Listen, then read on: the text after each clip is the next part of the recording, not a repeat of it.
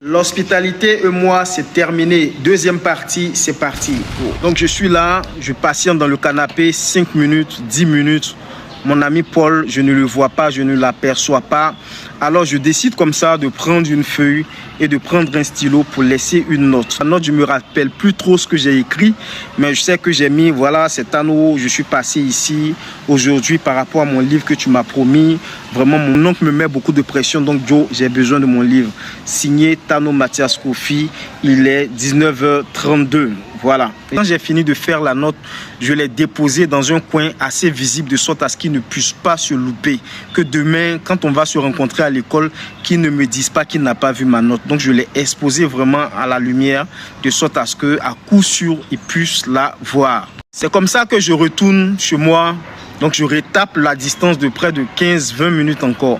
J'arrive à la maison, subitement l'enfant n'est pas encore revenu. J'ai demandé un peu partout. Mais il me dit non, que depuis qu'il est sorti avec toi, il n'est pas encore rentré. Donc je suis là dans la maison, je traîne un peu. C'est 30 minutes plus tard que j'aperçois l'enfant. Il arrive et je lui demande mais qu'est-ce qui s'est passé?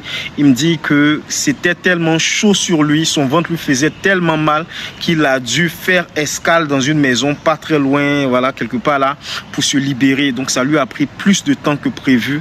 Et après, il a croisé l'un de ses amis, ils ont papoté et maintenant il rentre à la maison. Il me dit ok, il s'est passé. Le lendemain matin, j'arrive à l'école, les amis, je croise mon gars. Je dis mon gars, c'est comment? Et mon livre? Parce que là, hier, je me suis rendu chez toi pour parler de ça, pour essayer de tirer cette affaire au clair. Je regarde mon gars, ses paquets sont serrés, il est fâché, il m'en veut, je ne sais trop pourquoi. Il me regarde dans les yeux et me dit, Tano, c'est vrai que je te dois ton livret. Et le livre là, honnêtement, je ne sais pas où je l'ai mis. Mais de là à bloquer la chaussure de mon colocataire, là, je ne suis pas d'accord avec ça. Vraiment, je n'ai pas respecté ça du tout. La chaussure que tu as bloquée là, ça ne m'appartient pas. C'est une chaussure qui appartient à mon colocataire. Je dis, mais sérieusement, tu parles de quoi? Pourquoi je vais aller bloquer la chaussure de quelqu'un? Je te connais, voilà, j'ai un problème direct avec toi et tu me connais, je suis quelqu'un qui a toujours eu le franc-parler. J'ai un problème avec toi, je le règle directement. Pourquoi je vais aller bloquer la chaussure de quelqu'un? Ce n'est pas dans mes habitudes. Tu n'as pas lu ma note. J'ai laissé une note où tu dis que je suis passé. Et dans la note, je n'ai pas mentionné que j'ai bloqué une quelconque chaussure. Donc, de quoi m'accuses-tu? Et le gars insiste, il me dit, Tano, je suis sûr que c'est toi qui as pris la chaussure. Parce que c'est la seule visite qu'on a reçue cette nuit-là. Et après ton départ, la chaussure de mon gars a disparu. Donc de grâce, je te demande pardon. Donne la chaussure du monsieur là. Je ne veux pas avoir de problème. Si tu veux ma chaussure, moi-même, je vais te donner ma chaussure pour que tu bloques le temps de retrouver le livre. Parce que honnêtement, je l'ai perdu. Mais la chaussure du gars là, pardon. Ramène sa chaussure s'il te plaît. Voilà moi mon gars. Je mets ici, le gars ramène l'affaire. Je mets ici, le gars ramène l'affaire.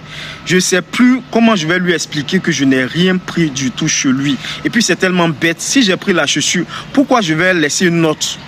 Je ne comprends pas. J'essaie de lui faire entendre raison, mais le gars est catégorique. Dans son esprit, il est sûr que c'est moi qui ai bloqué la chaussure de son ami. C'est comme ça qu'après plusieurs menaces, on se laisse. À 18h30 le même jour, j'arrive à la maison. Je retrouve mon ami Paul et ses 2 colocataires chez moi. Ils m'attendaient. Après les civilités, le propriétaire de la chaussure prend la parole et me dit « Mon ami, je sais que c'est toi qui as pris la chaussure. » Donc j'étais à la présence de mes colocataires et du jeune en question. Le gars émet des menaces à mon endroit. Il me dit, je sais que c'est toi qui as pris la chaussure. Jusque-là, je sais que tu viens voir ton ami chez nous de temps en temps. Nous aussi, on vient chez vous ici de temps en temps. Il n'y a jamais eu de problème entre nous. Mais là où tu es en train de partir, là, mon gars, j'ai pas envie d'avoir des histoires. Donc tout ce que je peux te dire, de façon simple et calme, ramène-moi ma chaussure, s'il te plaît. Tu as un problème avec Paul, tu le règles avec Paul. Nous, on n'a rien à voir. Quand tu étais en train de lui donner le livre, on n'était pas témoins. Donc de grâce, ramène ma chaussure et voilà, on sera quitte. Je ressors le même argument que je n'ai vraiment rien à voir avec sa chaussure qui a disparu. Je sors un peu les preuves, mes arguments. Je lui dis que j'ai laissé une note pour lui montrer ma bonne foi, ma bonne manière de faire les choses et que les chantages, les affaires où on confisque les trucs là, c'est pas dans mes manières de faire. Mais il ne veut pas entendre raison. À la fin, il me dit que bon, comme je ne veux pas collaborer, il va prendre ma note pour aller porter plainte à la police. Non, il a dit à la gendarmerie même. Et de m'attendre à recevoir la gendarmerie ces 2 jours-là. Parce que cette affaire-là, il ne va pas la laisser. La chaussure lui a été envoyée depuis les États-Unis. Ça a coûté environ 37 000 francs et il n'était pas prêt à la perdre pour une histoire de livre.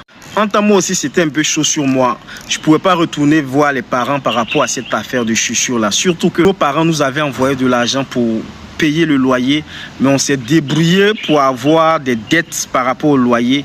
Et pendant les vacances, là, on essayait de faire des micmacs pour pouvoir rembourser l'argent du propriétaire de maison avant de partir.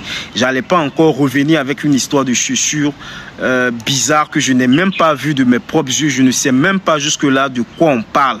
Je ne vais pas payer pour quelque chose que je n'ai pas fait. Et ça, j'étais désolé. Je me dis que c'est peut-être moi seul qui me suis mis dans ce problème. Donc, c'était à moi seul de régler cette affaire. Le lendemain matin, à mon retour des cours, je vois un cargo de gendarmerie devant ma maison. 6 gendarmes, ils sortent et on vient chez moi pour essayer de discuter avec moi.